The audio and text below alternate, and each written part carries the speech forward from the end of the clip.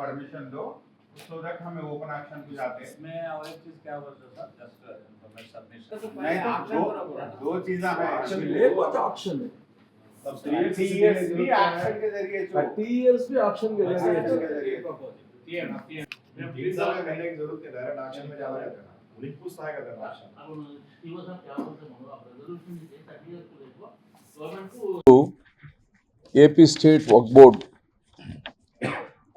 15వ board meeting ఈరోజు నెల్లూరులో ఏర్పాటు చేయడం జరిగింది. సో కారణం ఏంటంటే బారాషాహిద్ దర్గా రొట్టెల పండగ ఒకసారి బోర్డు మెంబర్సు సిఇఓ అందరు కానీ ఏర్పాట్లు చూడడం, అలాగనే నెల్లూరులో కొన్ని వక్ఫ్ భూముల్ని మేము తిరిగి తీసుకోవడం జరిగింది. దాన్ని ఒకసారి అందరూ ఫీల్డ్ ఇన్స్పెక్షన్ కానీ వచ్చారు. మరి నిన్న మొత్తం ఫీల్డ్ ఇన్స్పెక్షన్ చేశారు.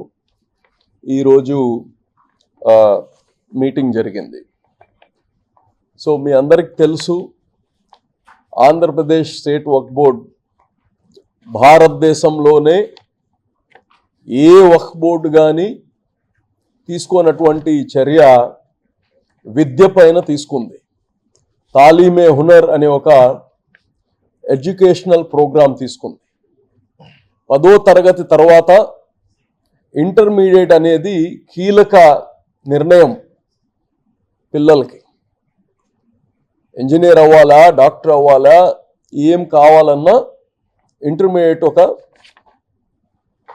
కీలక ఇది ఉండబట్టి మేము బీపీఎల్ ఎవరైతే పేద బిడ్డలు ఉన్నారో వీళ్ళకి మంచి విద్యనివ్వాలి.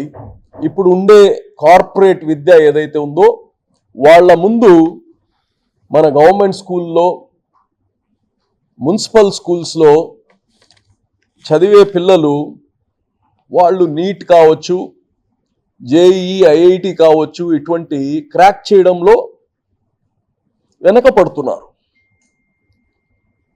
అందుకోసం ఈ బిడ్డల భవిష్యత్తు బాగుపడాలి అంటే వీళ్ళకి కార్పొరేట్ రెసిడెన్షియల్ విద్య ఇస్తే వీళ్ళ జీవితాలు బాగుపడుతుందని మా బోర్డు నిర్ణయం తీసుకున్నాం. అయితే వక్ఫ్ బోర్డు దగ్గర డబ్బులు లేవు, ఉండవు. కానీ ఎందుకంటే మాకు వచ్చే డబ్బులు చాలా తక్కువ. 100 రూపాయలు రెవెన్యూ వస్తే 7 రూపాయలు మాకు దాని నుంచి మాకు ఫీ ఇస్తారు. అయితే 93 రూపాయలు మా వక్ఫ్ ఇన్స్టిట్యూషన్స్ దగ్గర ఉంటాయి.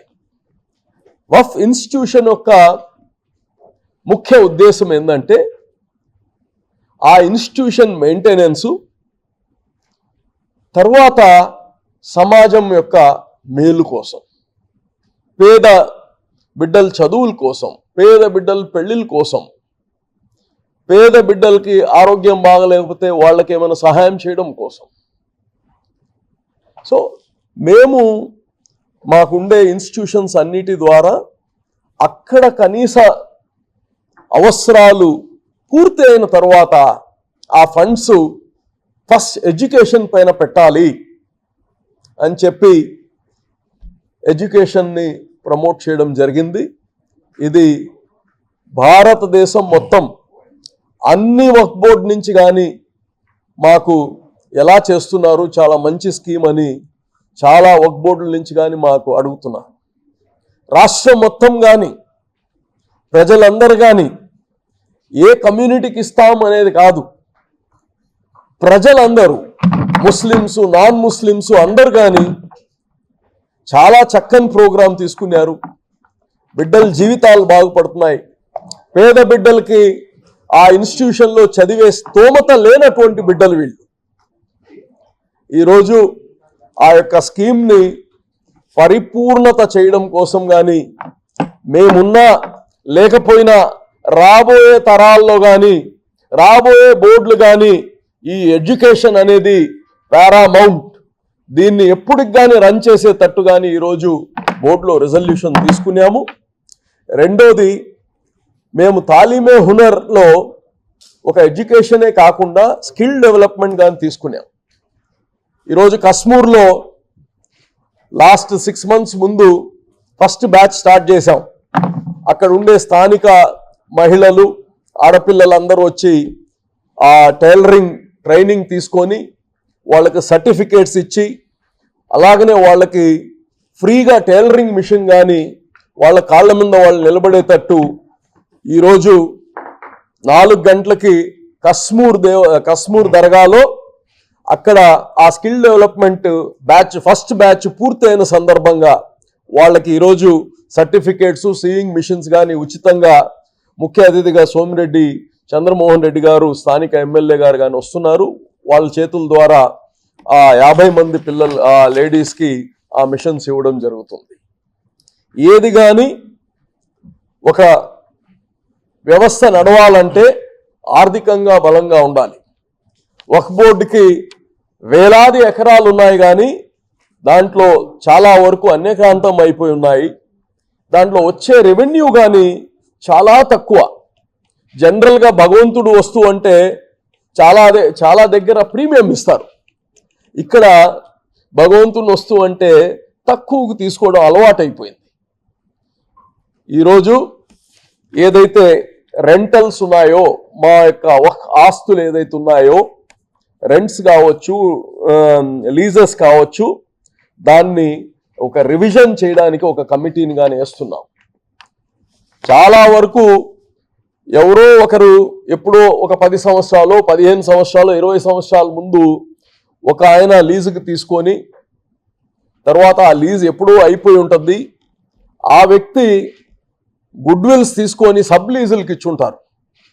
ఆ సబ్ లీజులు ఇచ్చిన దగ్గర 15,000 రెంట్ తీసుకుంటుంటారు, మాకు వచ్చి 2,000 కడతా ఉంటారు. ఇంక నుంచి ఈ యొక్క వక్ఫ్ బోర్డ్కి ఒక నిర్దిష్టమైన ఒక అవసరం ఉంది. బిడ్డల భవిష్యత్తు, బిడ్డల ఫీజులు కట్టాలి. కాబట్టి నేను అందరినీ కోరుతున్నా, వక్ఫ్ ఆస్తుల్లో ఉండే ప్రతి టెనెంట్ని ప్రతి లీజ్దారుడు కానీ చెప్తున్నా, ఈ యొక్క లీజ్ రెన్యువల్ చేస్తున్నాము, దీన్ని రివిజన్ చేస్తున్నాము. ఎవరైతే అక్కడ వ్యాపారాలు చేస్తున్నారో వాళ్ళకే ఈ టెనెంట్స్గా మేము పరిగణన తీసుకోబడుతుంది. ఎవరైతే సబ్ లీజ్కి ఇచ్చున్నారో అది వ్యాలిడ్ లేదు. కాబట్టి అందరికీ నేను చెప్పేది ఒకటే, సహకరించండి. మా అధికారులు వచ్చినప్పుడు మీరు సహకరించండి. ఎవరైతే వ్యాపారం చేసుకుంటున్నారో వాళ్ళకి ఇబ్బంది పెట్టాలని మా ఆలోచన కాదు. ఒక రెగ్యులరైజ్ చేసుకోండి.